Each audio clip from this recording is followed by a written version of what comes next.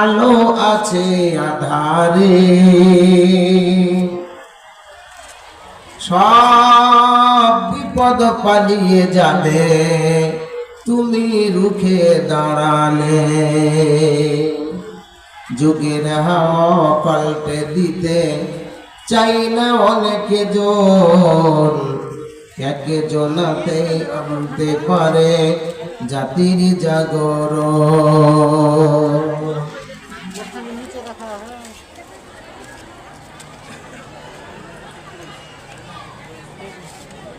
সম্মানিত সভাপতি সাহেব, উপস্থিত উলামা ইকরাম, দিনদার মুসলমান ভাইরা, বাবাজিরা, পর্দানিশী মা আমার বোনেরা, আমি প্রথমেই একবার সালাম দিয়েছি, আপনাদের জবাব শুনতে পাই।